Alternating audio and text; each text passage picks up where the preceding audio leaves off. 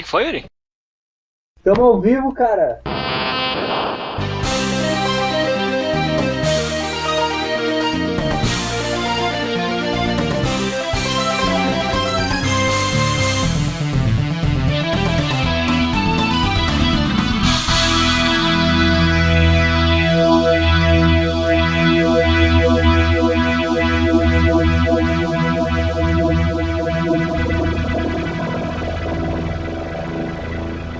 Alright, hello, tá começando o segundo Mate Podcast da história do Brasil. Se você clicou aqui de curioso e não sabe muito bem o que vai acontecer, esse programa é mais uma conversa de bar sem o bar sobre assuntos interessantes que aparecem por aí. Os assuntos dos convidados vão variar de programa para programa e com sorte a gente vai ter alguma coisa interessante para falar sobre os escolhidos. Se você nos deu o prazer da audiência do primeiro Mate Pod, muito obrigado, seja bem-vindo novamente. O programa passado foi muito legal, tirando o nosso trauma de ouvir a nossa própria voz, e esse com certeza também vai ser. Além disso, a gente achou que os tópicos da semana passada, para quem não lembra, hate speech, liberdade de expressão, shell shock e outros bugs, e as câmeras de eco, tiraram um pouco o foco. Eles tinham um pouco foco, por isso a gente resolveu mudar o formato um pouquinho. Se você quer participar dessas outras discussões, você pode entrar lá no Reddit do Mate Hackers e dar a sua opinião. Mas para início de conversa, o programa de hoje vai ter um tema que foi diferente do programa passado. E o tema vai ser eleições. Eu sei que esse assunto já está meio batido, o pessoal está meio de saco cheio desse assunto. E eu também não sei se vai ser publicado antes ou depois da votação. Mas a gente aqui vai tentar focar mais em aspectos mais gerais e vai ser legal, eu prometo. Outra coisa é, se você quiser participar do Mate Podcast, na descrição vai ter um link para o documento onde a gente discute e pesquisa os assuntos e também a fila para participar do programa. Então, entra lá, vai entender o que está acontecendo, coloca o seu nomezinho lá, e-mail e tal, e a gente tenta entrar em contato. Agora, só mais um recadinho então. O tema de hoje ele é polêmico, os convidados são membros do Hackerspace e Mate Hackers, e eu sou obrigado por lei e pelo Guilherme a dizer que as opiniões expressas aqui pertencem a cada um e não refletem necessariamente a opinião do Mate Hackers como um todo. E por último, se você quiser dar sua opinião, xingar, dizer first, etc., entra lá, reddit.com/matehackers. Vai ter 2 tópicos sobre os assuntos discutidos hoje, pesquisas eleitorais e os argumentos usados na campanha. Aparece lá. Vou começar aqui então. A gente teve uma baixa. O quarto membro não compareceu. Vamos fazer uma rodada de apresentação então. Felipe, como você tá, meu amigo? Eu tô bem, meu nome é Felipe Cifari, eu sou membro do Mate Hackers e é isso aí. Vocês já me viram me apresentar no primeiro programa, então se não me conhecem ainda, escutei o primeiro programa e... Aqui, ó. Isso aí. Lucas, tudo bem? E aí pessoal, sou o Lucas. Tá muito apreensivo, cara? Tô super apreensivo. É isso aí, não tem muito o que dizer. Eu pensei em fazer uma piadinha quando tu disse que isso era uma conversa de bar. Já que a gente é tudo hacker, isso é uma conversa de full bar. Sério, O meu retrato pelo dia vai ser sobre pesquisas eleitorais. Na votação do primeiro turno, a gente teve uma grande surpresa em várias das apurações, inclusive na eleição para presidente da República, que gerou muito polêmica, inclusive algumas acusações de fraude e tal, principalmente na pesquisa de boca de urna, em que teoricamente a amostra era bem significativa. Eu acho que, se não me engano, foram 90 mil, né, algo assim. Acho que foram 64 mil. A gente bota, acho que no Reddit, embaixo na descrição ali, a gente bota... Enfim, foi bem mais significativo do que uma pesquisa eleitoral, essas normais, e mesmo assim a gente teve uma margem de erro gigantesca, assim, tipo, em algumas ocasiões chegou a 12%, coisa desse tipo. E eu queria perguntar pro Lucas o que ele acha disso, se ele acha que pode ter fraude nas pesquisas eleitorais. Quer dizer, poder sempre pode, mas o quão provável ele acha que isso é e o que ele achou desses erros nas pesquisas. Bom, como esse tópico a gente pensou nele porque eu dei uma comentada rápida com o Alan sobre isso outro dia, quando saíram essas notícias e tal. E é a mesma coisa que eu disse pra ele lá, eu mantenho assim, pensei muito sobre isso. Eu acho bastante improvável que tenha havido alguma fraude. Por exemplo, ao contrário de várias pessoas que a gente vê por aí na internet que tipo, falam assim como se, nossa, as urnas são tão inseguras que estão roubando por aí, tá tudo roubado essas eleições, assim. Embora eu também concordo com as pessoas que dizem que as urnas elas poderiam ser mais seguras, elas são um sistema meio fraquinho aqui no Brasil. E eu acho mais provável que esteja acontecendo duas coisas, que eu discuti bastante com o Alan e ele me convenceu também. Uma pode ser que o método que esteja sendo usado para as pesquisas de boca de urna esteja causando algumas distorções e algumas das possibilidades que a gente viu foram, por exemplo, diferença muito grande na votação da capital e das cidades do interior, que é o caso do que aconteceu com o primeiro turno para governador aqui no Rio Grande do Sul, que aparentemente foi uma votação muito expressiva no interior. E a boca de urna provavelmente, eu não tenho certeza, entrevistou mais pessoas da capital. Então isso seria uma explicação, foi quase 10% de diferença da boca de urna para o estado de verdade. E também um erro talvez no método dos institutos, o que eu não acredito que também seja muito provável. Mas então eu estou meio na dúvida, achei estranho, fiquei confuso. E daí gostaria até de chamar a atenção para um pessoal que eu curti muito o projeto que eles fizeram, que é o vocefiscal.org, eu acredito. A gente vai botar o link ali na descrição também. Que eles basicamente são ativistas, aí são o pessoal da computação que estão fazendo ativismo pró um novo modelo de urna eletrônica aqui no Brasil, que é uma urna que só tem um passinho a mais, que ela permite que tu verifique que a urna registrou mesmo o voto pro candidato que tu queria. E para meio que fazer um ativismo assim de dizer, olha, é difícil de validar uma eleição com o modelo de urnas que a gente tem hoje, eles criaram um aplicativo em que no final do dia, quando a urna imprime um boletim que é basicamente quantos votos foram feitos lá, quantos para cada candidato e tal, que é um boletim que os fiscais de partido têm acesso depois. Eles fizeram um aplicativo para tu escanear isso e daí fazer uma apuração assim por terceiros, pela sociedade civil, basicamente. Então é isso. Falei demais, né? Não, é isso mesmo.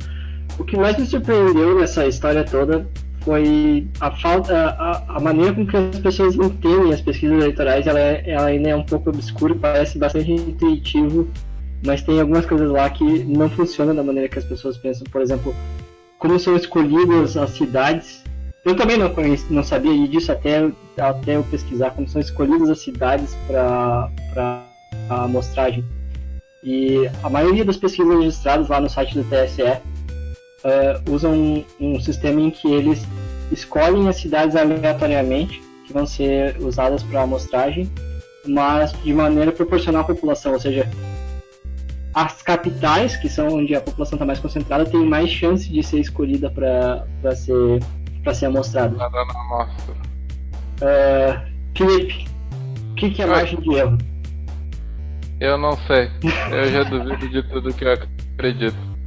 Pra mim, a margem de erro... Isso é importante, porque assim, ó, eu fiz uma cadeira de estatística na faculdade, eu sou formado... Não, eu não vou explicar o que é, mas eu fiz, e daí eu fui discutir com o Alan e disse, olha aqui, Alan, essa margem de erro, não sei o que, e eu errei, eu tava entendendo errado também. E o Alan conseguiu me dizer que eu tava errado, me explicou ali, mandou um cara explicando legal, e daí eu vi, puta merda, eu tava errado. Por isso mesmo. Não vale. Antes de iniciar o talk, a gente tava discutindo exatamente sobre a amostragem. Então eu já começo a duvidar do que eu mesmo imagino nesse momento. Então... mas qual que é, tipo, a noção intuitiva que as pessoas têm da margem de erro, do intervalo de confiança, ela é bem traiçoeira. Me diga qual que é a tua, porque provavelmente é a mesma que eu tinha antes de estudar sobre isso. Margem de erro é o percentual de chance entre o acerto e o erro que pode acontecer. Tipo, tu tem 20% de chance de fazer alguma coisa, 30% dessa coisa dar errado e 40% de... Não, falta o quê? Falta mais 30%? Perdi nas tuas contas aí, cara. Falta mais 50%. 50% de chance de acontecer um evento que tu não imagina. A margem de erro estaria no acontecer cada evento. Eu acho que é isso. Não, Lucas. não, nos perdemos aqui. Eu vou dar como exemplo das eleições, que é o que a gente ouve sempre. Ah, tá. O pessoal fala lá que tal candidato ganhou 30% de votos, o outro ganhou 22%, e falam que a margem de erro da pesquisa foi de 3%. Então daí que eu imagino, o candidato que ganhou... e eles ainda dizem, às vezes, que a confiança foi de 95%. Aí que eu imagino, o candidato que ganhou 30% dos votos na pesquisa, né, que a pesquisa existiu que ele tinha 30% dos votos, pode ter até 33% ou pode ter até 27%. Algum valor aí no meio vai ser. E o outro lá, igualmente, de 19 e até 25. E que a chance de que esteja certo o valor que a pesquisa disse é de 95%. E a chance de que esteja errado é de 5%. E isso parece lógico às vezes na nossa cabeça. Sim. Toma as rédeas aí, Alan. Mas não é bem isso que é. Se você for estudar a teoria lá da probabilidade, tu não pode afirmar nada sobre a probabilidade da amostra conter o resultado real, que é o que a gente está tentando descobrir. Tu não pode afirmar nada sobre isso porque para poder afirmar tu teria que ter a variância correta da população, e a gente só tem uma estimativa que é retirada da amostra. Então, para a gente dizer que se a gente tem um intervalo de, por exemplo, de 33% a 37%, para a gente dizer que a gente tem confiança de que o verdadeiro valor vai estar naquele intervalo em 95% das vezes, a gente precisa de uma outra medida que não é o intervalo de confiança, é o intervalo de credibilidade, e a gente não consegue com essa medida a menos que a gente saiba a variância da população. Então, a margem de confiança de 95% não quer dizer que o valor real vai estar dentro daquela faixa 95% das vezes. Isso é bem pegadinha, e eu tive que ler a página da Wikipedia acho que 2 vezes, procurar outras pessoas na internet para me explicar. Para garantir que... Porque não é... A gente precisa de uma TED Talk. A gente precisa de alguém fazendo uma TED Talk que em 5 minutos ele tenha tipo os melhores slides do mundo e seja um cara engraçadinho e dinâmico e ele consiga explicar isso. Mas mesmo assim é muito difícil. Eu fui procurar o vídeo do Khan Academy, tá errado, pra vocês terem uma ideia. Isso...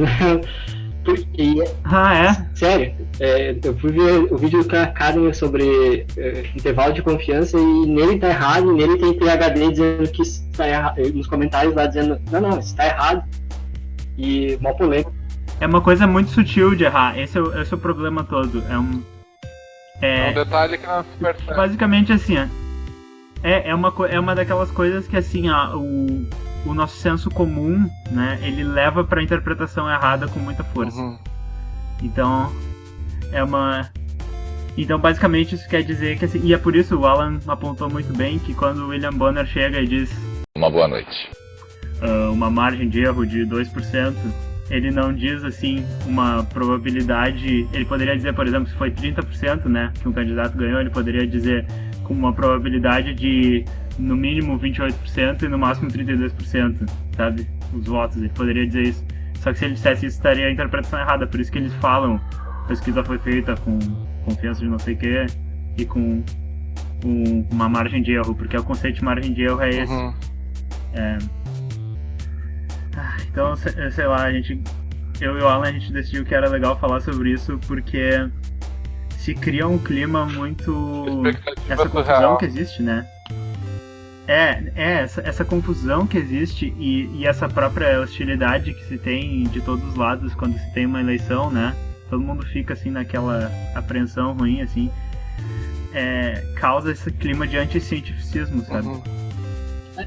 Pode ser que tenha erro nos métodos, pode ser que tenha fraudes, mas também tem muito desentendimento e isso só alimenta esse clima. Essa foi uma coisa que me chamou muita atenção nessa história toda, foi que, tipo, se formou um meme em volta disso, do tipo, você vai errar tanto quanto o Ibope, coisa assim. Gera várias represálias praticamente, tipo, a gente paga os caras pra isso e me chama a atenção porque as pessoas dependem tanto da ciência e da tecnologia hoje que, tipo, elas estão num avião, num casco de metal voando a 5.000 metros, sentado ouvindo o iPhone, e elas ainda conseguem pensar em dizer, não, mas meu Wi-Fi não tá funcionando. Tipo, a gente se acostuma demais com a tecnologia e a gente não repara o quão difícil as coisas são. Por exemplo, estimar os votos no Brasil. Qual é outro método de pesquisa que a gente conhece que tem uma taxa de acerto de 92%? É raro, quer dizer, a taxa do Ibope, antes deles terem errado o que eles erraram nessa eleição, era de 95%. Agora, segundo a própria diretora do Ibope, passou para 92%. Qual outro método de pesquisa a gente conhece que tem uma taxa de acerto de 92% para esse tipo de coisa tão complexa quanto avaliar a opinião de todas as pessoas? Avaliar a opinião e comportamento é a coisa mais terrível que tu pode querer fazer.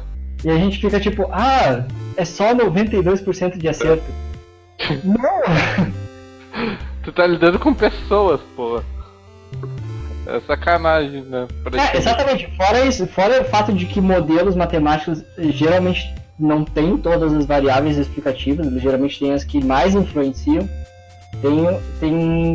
Tem esse fato que às vezes ainda tem esse problema de ter um viés, mas mesmo assim uma taxa de acerto de 92% é muito bom. Talvez tenha outros órgãos que consigam fazer o que o Ibope faz melhor ou mais barato, porque uma das coisas que eu li quando pesquisava sobre o assunto é que o pessoal que encomenda as pesquisas acha elas muito caras. E até foi uma outra discussão que eu estava tendo com o Joel esses dias sobre... Ele estava indignado que só foram escolhidos 4 estados ou 5 estados para fazer uma pesquisa eleitoral. Mas se tu leva em consideração que em 5 estados tu tem 50% da população, se tu pegar os 5 estados de maior população do Brasil, tu tem 50% da população do Brasil, já não é tão absurdo, entendeu? Se tu considerar que tu gasta 1 milhão por pesquisa, também não é tão absurdo considerar que vai fazer só 5, né? É aquela velha história, né? Não atribua à malícia o que pode ser considerado, o que pode ser atribuído à estupidez. Talvez seja só um erro. Mas, ultimamente, a gente tem sido tomado por uma onda de cinismo. O Brasil inteiro, o pessoal que vota no PT tem um cinismo exacerbado contra o pessoal que vota no PSDB e vice-versa. E, sei lá.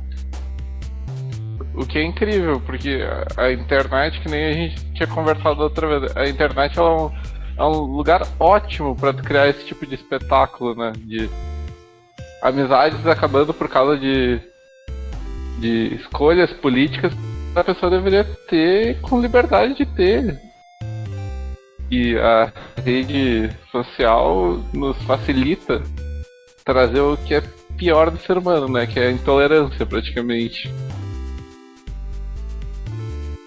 Eu acho que essas eleições vão trazer um legado interessante, que é, na realidade eu lembro um pouco das últimas, já tinha bastantes redes sociais dessas modernas já há 4 anos atrás, mas essas redes sociais estão trazendo uma coisa que é, a gente discute muito na internet porque tem essa coisa do anonimato, da facilidade, mas agora a gente está mais conectado do que nunca com as pessoas à nossa volta mesmo, nossos familiares, nossos amigos, e daí eu não sei quão profundamente aconteceu isso, mas as notícias de tipo, perdi 30 amigos no Facebook, que são pessoas que eu conheço porque a gente brigava por causa das eleições, ou tipo, tô brigado com metade dos meus amigos na vida real. Então talvez esse tenha sido o legado dessas eleições, de quebrar a anonimidade da internet. Eu vou aqui fazer o papel do advogado do diabo e vou defender a internet. Talvez essas amizades fossem realmente amizades profundas, assim, não conhece nem opinião das pessoas a respeito de determinados assuntos não era bem teu amigo, talvez.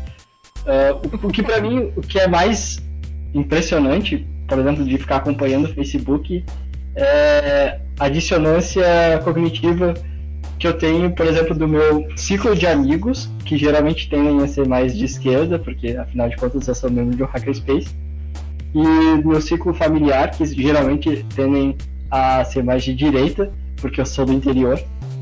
E o tipo de argumentos que são usados é basicamente o mesmo, e não se dá para ter nenhuma conclusão com base nos argumentos usados, e fica aquela coisa tipo, como vocês não veem isso? Não sei se vocês têm essa impressão também. Quer dizer... Cada lado tem os seus pontos, né? Não, tu tá querendo dizer que as pessoas acabam partindo muito pra falácias e coisas assim. Exatamente, é puro cinismo. Do tipo, claro, você bota no PT, óbvio. É do tipo, que tal aplicar um pouco de ceticismo, mais do tipo, tu acha que é isso? Beleza, vamos investigar, vamos ver. Mas não, cinismo, até porque talvez ser cínico numa época em que a informação vem em tamanha quantidade é cômodo, porque você não precisa ir lá e ver se o que o cara falou é verdadeiro ou não. Tu simplesmente, não é verdadeiro, óbvio. Sim, né? Se comprometer por uma opinião é uma coisa que é muito difícil, porque, né, no momento que depois tem que admitir, droga, eu estava errado, eu me comprometi com essa opinião. Normalmente na rede tu não tem como escapar, né? Tu vai tomar um monte de like, um monte de compartilhar lá e vai ficar gravado. E no segundo turno eu acho que tá todo mundo com essa sensação ruim, porque deve ter várias pessoas que votaram em alguém no primeiro turno e resolveram anular ou votar branco agora. E daí eles deram foda-se aí na vida e beleza, e estão se sentindo bem. Mas as pessoas que comprometeram sua posição e estão votando em um dos dois agora, eu sinto que é pior ainda, porque às vezes tu quer falar alguma coisa, quer fazer uma campanha, mas tu não tá sentindo bem também com aquilo, tu já comprometeu coisas que tu acreditava. Então é bizarro, assim, eu acho que é uma situação, tá todo mundo cansado, acho. Segundo turno eu nunca... Mas eu acho que as eleições desse ano, essas eleições, foram extremamente positivas no aspecto de, tipo, discussão. Eu nunca tinha visto nada parecido em termos de discussão sobre política assim no Brasil, e até me enche um pouco de esperança, porque as pessoas estão falando mais sobre isso, talvez tenha mais excessos também, mas eu acho que é um bom sinal quando tem tantas pessoas se importando de fato com a política no Brasil. Vamos ver, né, Alan? Vamos ver. É bem relativo dizer que as pessoas estão se importando. Desculpa, tá? Nossos cínicos aqui estão 100%. Alerta cínico.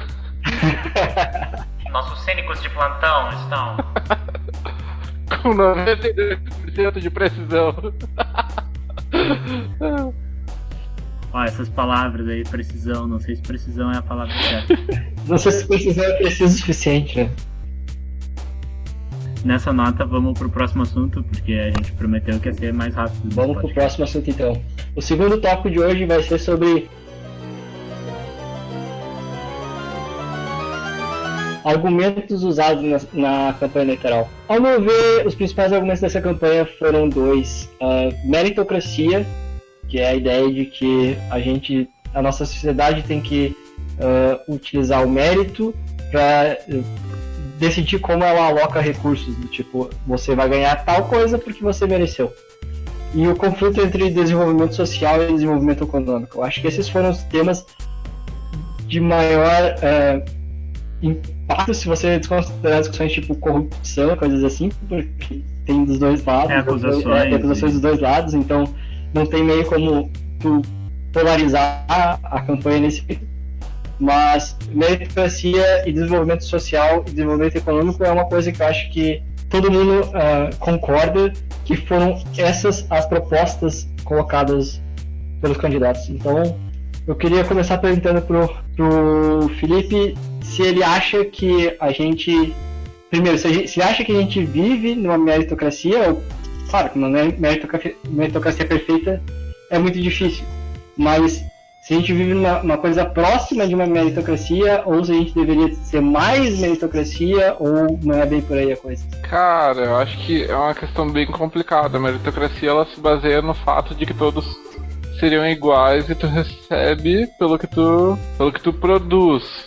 Em termos de produtividade, tipo assim, tu teria que ter um ambiente onde todas as pessoas tivessem as mesmas oportunidades pra tu ter algo justo, no meu ver.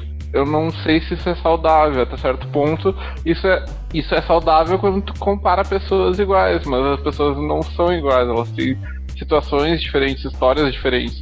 Eu não considero os programas sociais, tipo Bolsa Família, Bolsa Estudo, tão ruins. O propósito deles é para ajudar pessoas que não têm certas coisas. Só que daí sempre são usados aqueles argumentos de ensina a pessoa a pescar e não dá o peixe. Só que isso também é complicado.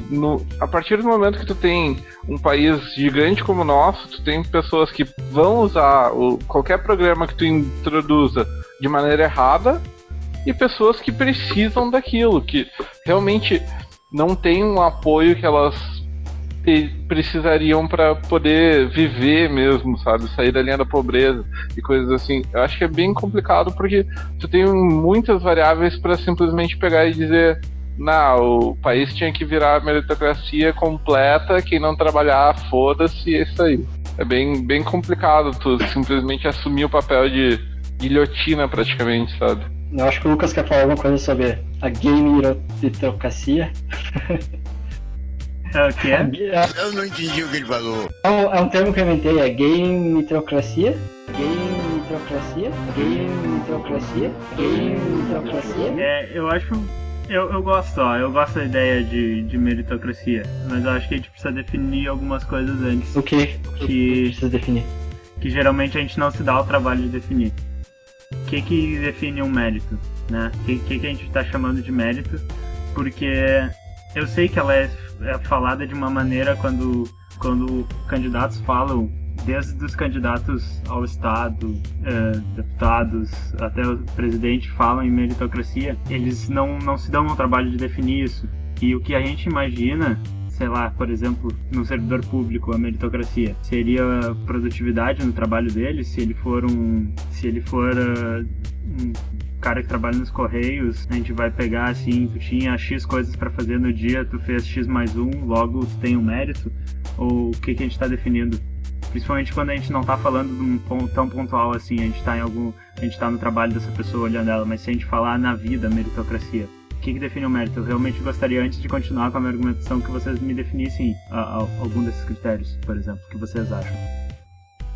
A minha opinião é de que é impossível definir mérito, porque isso se baseia basicamente na opinião de um cara chamado John Rawls, que ele deu o exemplo dos corredores, tipo, mesmo numa corrida de 100 metros, se todos os corredores largarem da mesma posição, ainda não pode dizer que foi uma corrida justa, porque alguns corredores, eles nasceram com uma genética melhor para corrida, outros corredores tiveram mais oportunidades de treinamento, mais equipamento, mais investimento.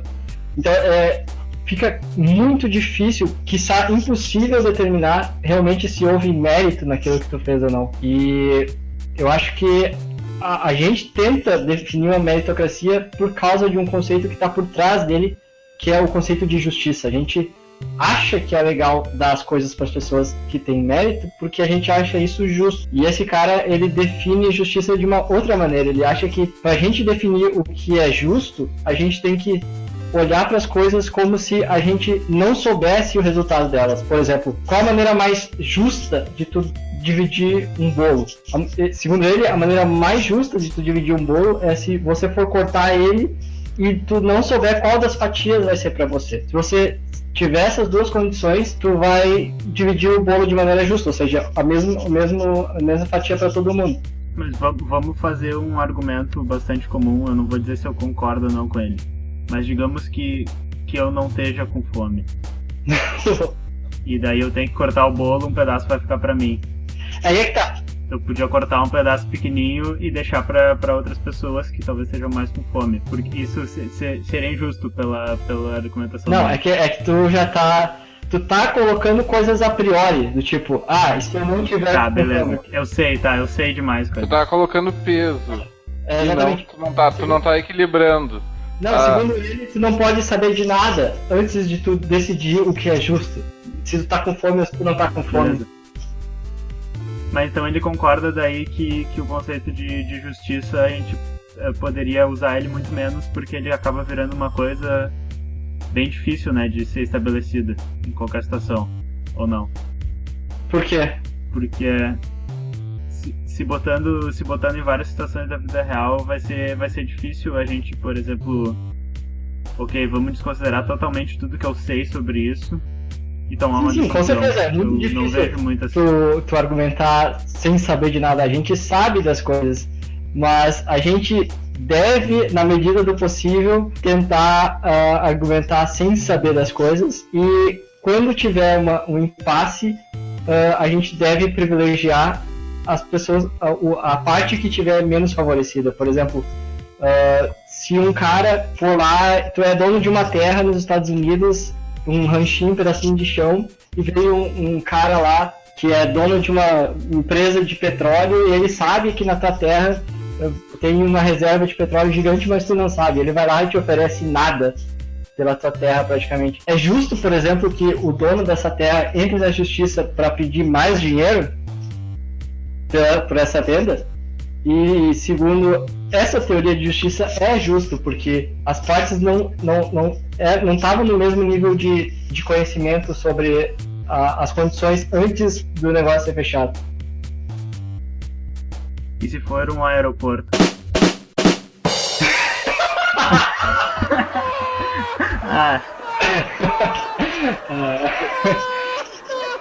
Mas eu não sei direito quer dizer, eu sei que pensar sobre isso é uma coisa que eu vou ter que digerir ainda. É interessante essa visão nova. O que eu ia falar é que eu acho que a discussão toda, a introdução da meritocracia e do mérito como se ele... É que eu acho que as pessoas falam mérito porque ele é o conceito ele tem uma conotação boa, entendem? O mérito ele acaba... O mérito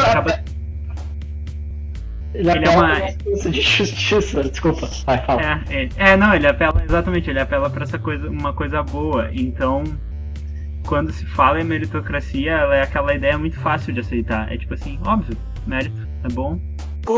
É bom pra caralho. Só que a dificuldade de definir mérito, e daí principalmente o termo jogado assim, muito em várias situações, acaba tornando esse papo todo abstrato demais, assim, sem muita reflexão na realidade, eu acho, e às vezes embasando algumas ideias que não tem nada a ver com isso.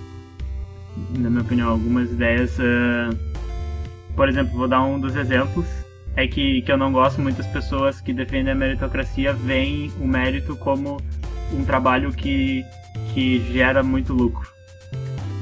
E isso é uma coisa que eu sou bastante oposto, porque eu vejo grandes pessoas que, por exemplo, eu sou um cara que gosta de música, então eu vejo grandes artistas, na minha opinião, que são gênios, assim, pessoas contemporâneas minhas que ganham muito pouco dinheiro, são pessoas felizes, fazem milhares de pessoas felizes, criam um trabalho legal, mas sob o ponto de vista de algumas pessoas que falam meritocracia, não, esse cara ganha 10 vezes menos do que, sei lá, Ike Batista, 100 vezes menos que Ike Batista.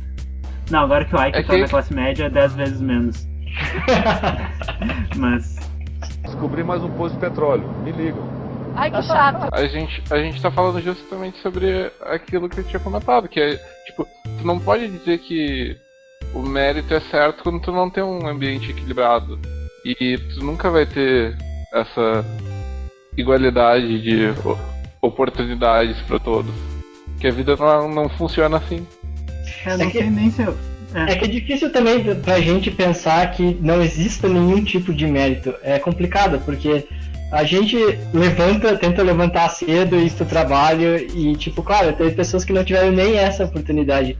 Mas a gente pensa assim, mas eu tô me esforçando. como é que eu não tô me Merece esforçando? alguma coisa. Exatamente. E a única maneira de tu ver, tu sair dessa intuição de mérito que tu tem, realmente é tu olhar para dados estatísticos e tu ver, das pessoas que entraram em Harvard, 80% é primogênito. Qual é o mérito de tu ser primogênito?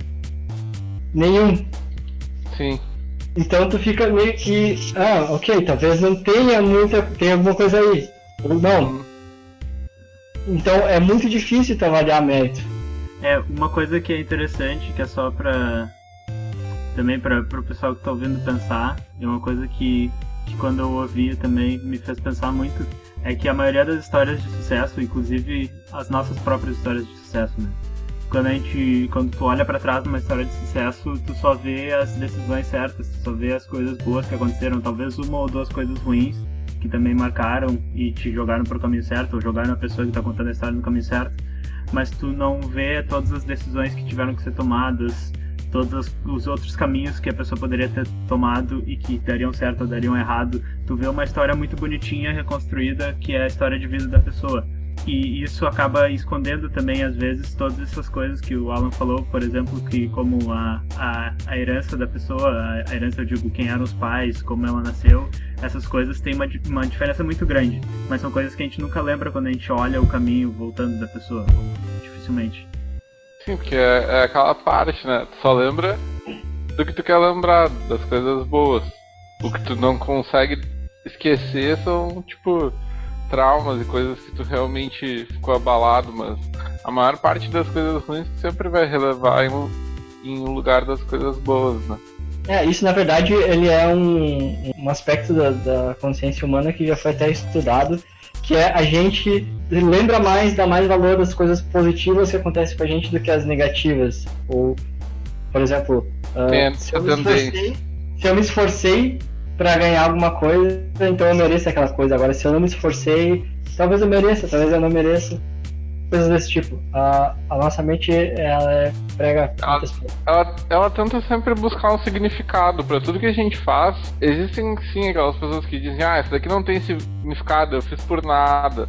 Mas na verdade, sempre tudo que tu faz, todas as ações têm um significado, mesmo que ele não seja claro para ti, pra tua mente, por teu ID, pra seja quem lá for que tu responda.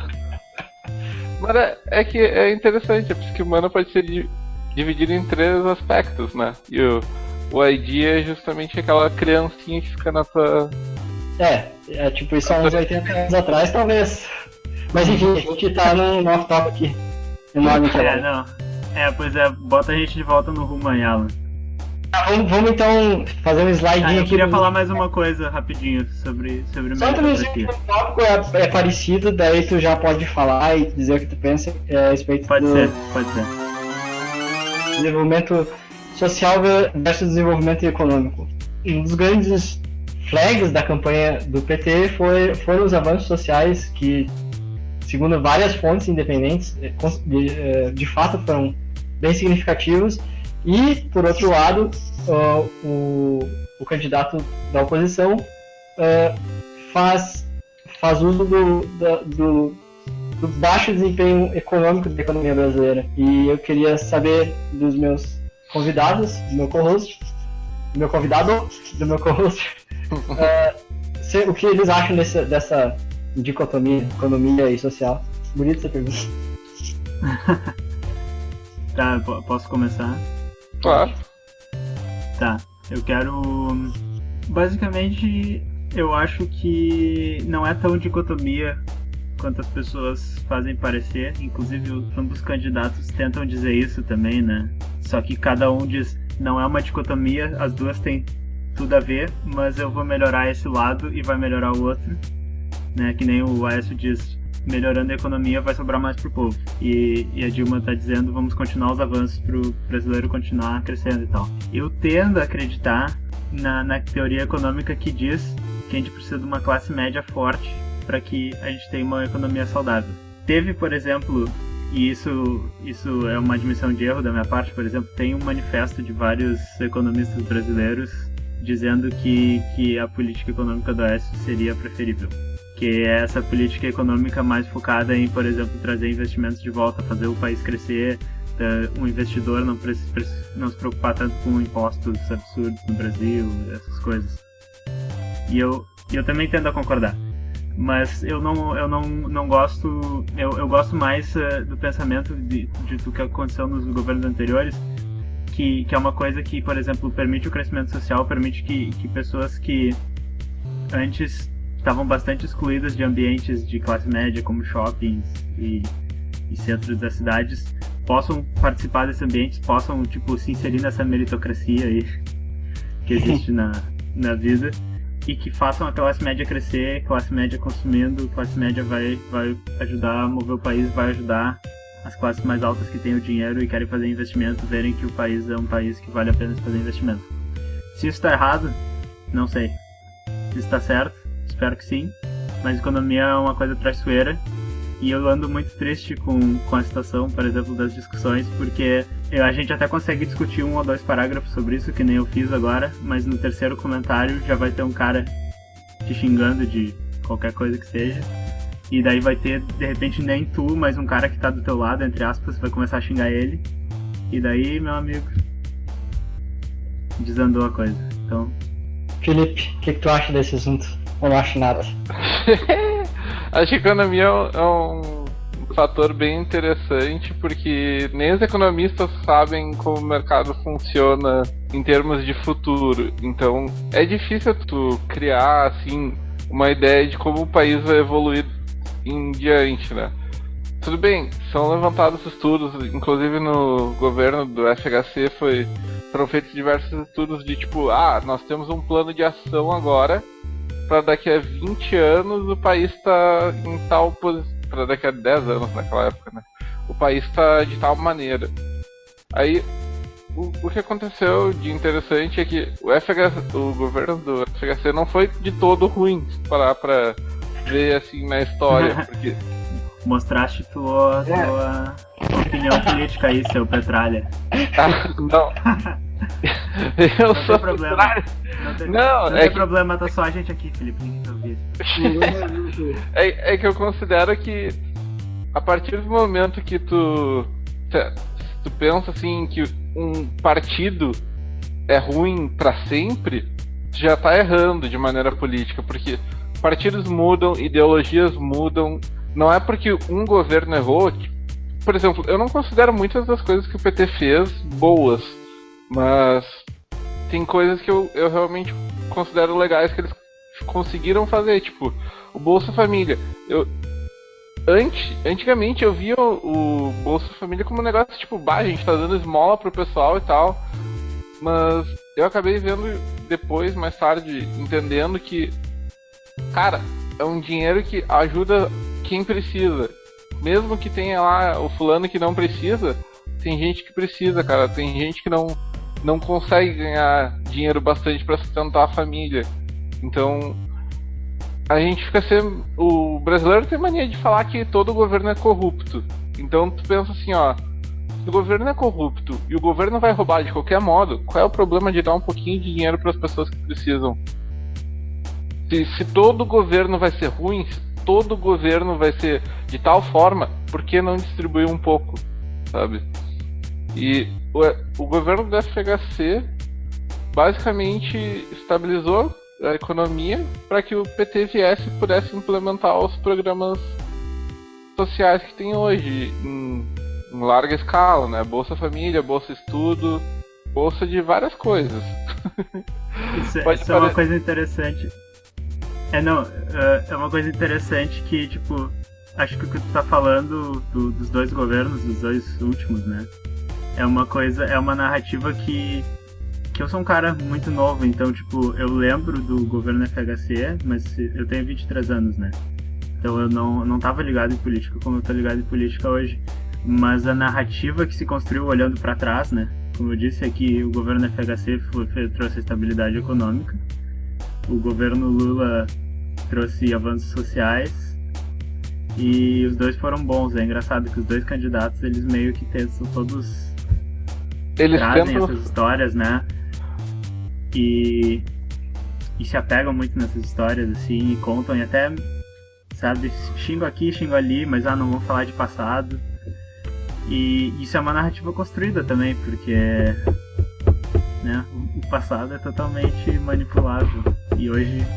Considerando que a gente tem acesso a informações verdadeiras, né? Mas... a gente tem, né? Mas é que o que eu quero dizer é que a gente se montou uma história, assim, sobre isso, que até é aceita pelos dois lados, entende? Mas se montou uma história de que o governo fez isso, outro governo fez aquilo, agora a briga aqui é entre esses, sei lá, o que eu tô querendo dizer é que é complicado. É exatamente isso que eu tava pensando. O que tu tá querendo dizer? Porque, de fato, a gente tem que escolher entre dois governos. Infelizmente, eles não trabalham juntos, então a gente não tem muita escolha quanto a isso. Exatamente. Eu queria fazer uma consideração aqui, queria saber a opinião de vocês a respeito disso, que é o fato de que, independente de quem ganhar essa eleição, o Brasil vai ter um presidente com uma taxa absolutamente alta de rejeição. Vai ser algo porque assim... a eleição tá metade. Exatamente. Isso é... Eu não sei o que vai representativa. provocar, se isso vai ter consequências. Talvez isso crie um clima de instabilidade e uma percepção de instabilidade para a própria economia do Brasil, e isso faça com que, mesmo que o candidato da economia, entre aspas, seja eleito, não tenha um bom resultado. Cara, eu não sei, é que uma das coisas mais bizarras que eu tô acompanhando é, por exemplo, a campanha fora do Brasil que existe, e eu não sei até que ponto isso é verdade, assim. A campanha fora do Brasil dos supostos, digamos, investidores que olham para a economia brasileira, que dizem repetidas vezes que, por exemplo, preferem o Aécio, entende? E daí tem aquelas coisas, tipo, toda vez que acontece uma coisa positiva pro lado da Dilma, caem bolsas, sabe, diminuem investimentos, as pessoas lá estão meio que, tipo assim, torcendo e olhando assim, essa economia aí, esse Aécio. Então... Sim, eu entendo o que você está querendo dizer, que qualquer lado que vencer vai ser um sentimento estranho, talvez até, né, afete a economia. O que eu tenho certeza que vai acontecer é que o pessoal no Facebook vai mudar a foto para luto, botar uma foto preta e vai luto pelo meu Brasil, ficar todo triste.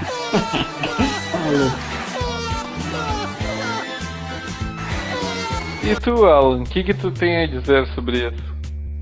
Eu fico meio decepcionado às vezes com algumas coisas que eu vejo no Facebook. Não porque eu queira que um candidato ou que outro candidato esteja certo, mas é que conteúdo postado, não sei nem porque a gente discute tanto no Facebook aqui, porque acho que é a única coisa em comum que a gente compartilha aqui, fora o ambiente do Hackerspace. Porque a coisa mais profunda que eu já vi postado no Facebook é um link para um blog, entendeu? Então, tipo, não sei, tem várias coisas super interessantes. Por exemplo, não sei se vocês viram o último TED Talk, é de uma ativista que está propondo que a nova barra para tu dizer, não, essa ONG está fazendo um bom trabalho pelos que precisam, o que aconteceria se, em vez de a gente dar o dinheiro para a ONG, a gente desse o dinheiro diretamente para as pessoas. E ela apontou várias evidências de que, ao contrário do que a gente acredita, ou pelo menos se pensa, as pessoas que recebem transferência de renda incondicional, que é como eles chamam essa transação, elas não têm um aumento de índice de consumo de álcool, por exemplo. Elas não têm uma redução de índice de horas de trabalhado. Claro, isso foram pesquisas feitas no Quênia, ou talvez no Brasil fosse diferente ou não. Então, tem vários aspectos interessantes para ser estudado sobre isso, e as coisas não são tão preto no branco como às vezes parece, entendeu? Pelo que as pessoas comentam ou postam. Por exemplo, a grande sacada, né, do Bolsa Família, porque assistencialismo a gente já tem, o governo Fernando Henrique como o candidato do PSDB fala muito certo.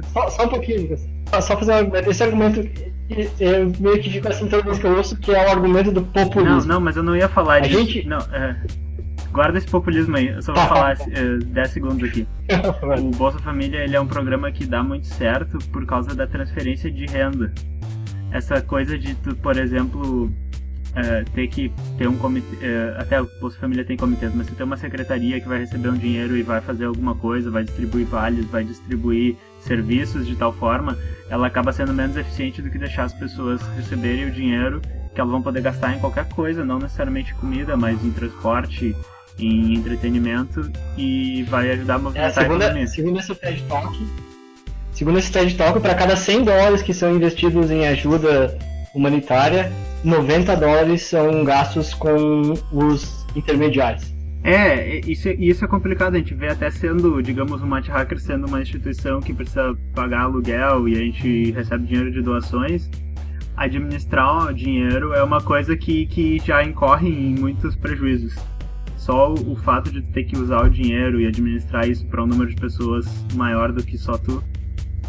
Então, essas são discussões que não se tem, né? É muito preto no branco, é tipo Bolsa Esmola ou a salvação dos pobres do país. Sem isso não teria Brasil, sabe? Então fala aí do populismo, mano.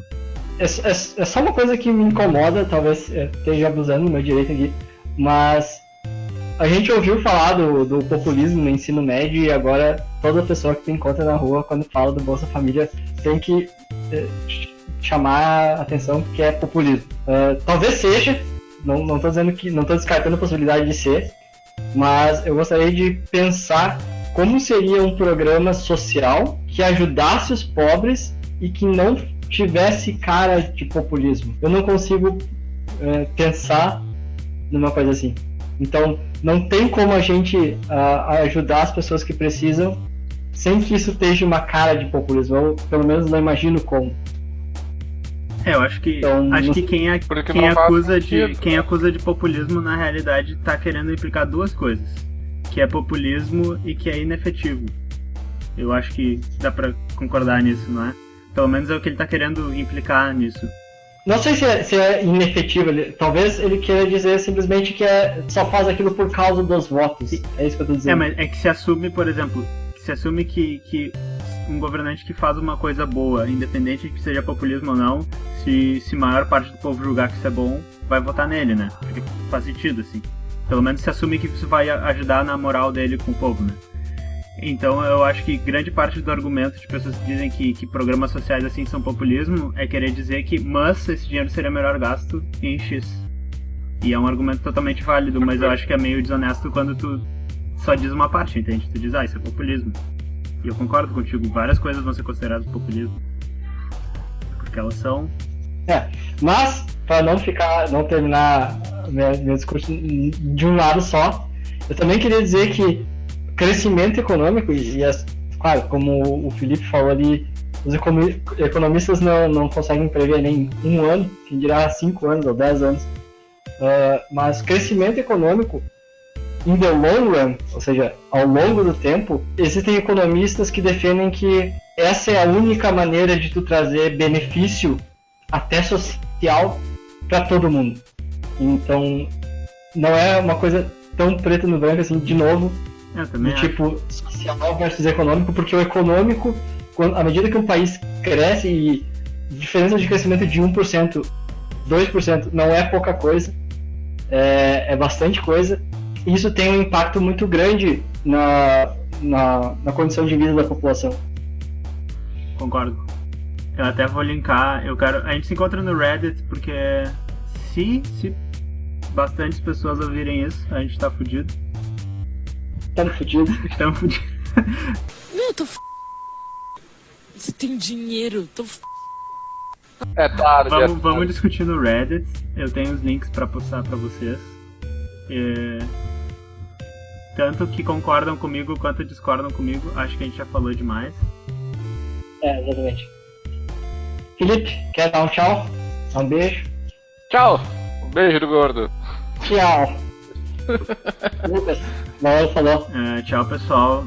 Próximo tema aí, pra me desculpar por esse podcast, a gente vai discutir economia baseada em recursos.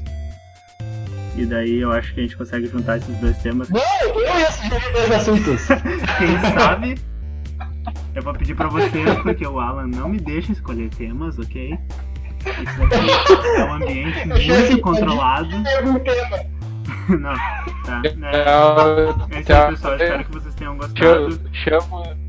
É preciso amar as pessoas como se não houvessem eleições. Estou com medo. Que é uma frase E o próximo genial. tema é Gamergate. É, exato. Esse é um tema que eu tô com medo que nunca acabe a discussão sobre o Gamergate. Já falei, assim. Eu acho que daqui a 5 anos pode ser que a gente ainda esteja discutindo isso. Eu espero que não, porque é um assunto que é Que a gente vai muito discutir no próximo influenciado. Mate. Continua É no muito próximo perigoso. Mate Podcast. Vamos, solta a vinheta. Então tá, era isso por hoje. Obrigado quem ficou escutando aí até o final. Deixa um comentário sobre o que achou, sobre o que melhorou, o que pode melhorar, xinga alguém, manda a gente se fuder, não sei. Deixem quem você vai votar nos comentários. Tá, mas Você faltou a vinheta. Ok, a gente não tem sentimento, pode xingar à vontade. End of file, falou. Falou.